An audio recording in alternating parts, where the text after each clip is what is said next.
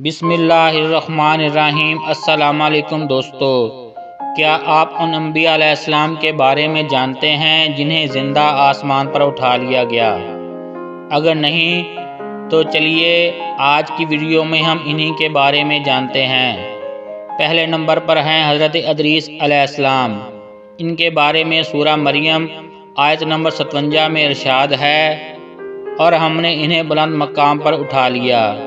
یہ اب بھی زندہ ہیں اور امام مہدی علیہ السلام کے ظہور کے وقت نازل ہوں گے۔ دوسرے نمبر پر ہیں حضرت الیاس علیہ السلام۔ اللہ تعالیٰ نے انہیں بھی آسمان کی طرف اٹھا لیا، اور وہ بھی قیامت سے پہلے یا ظہور امام مہدی علیہ السلام کے وقت آئیں گے۔ تیسرے نمبر پر ہیں حضرت عیسیٰ علیہ السلام۔ وہ زندہ آسمان پر موجود ہیں اور قرب قیامت میں دمشق میں نازل ہوں گے، تاکہ امام مہدی علیہ السلام کے ساتھ مل کر دجال کو قتل کریں اور ان کے پیچھے نماز پڑھیں۔ ان کے بارے میں سورہ نساء آیت نمبر 158 میں ارشاد ہے، بلکہ اللہ نے انہیں اپنی طرف اٹھا لیا۔ چوتھے نمبر پر ہیں حضرت خضر علیہ السلام۔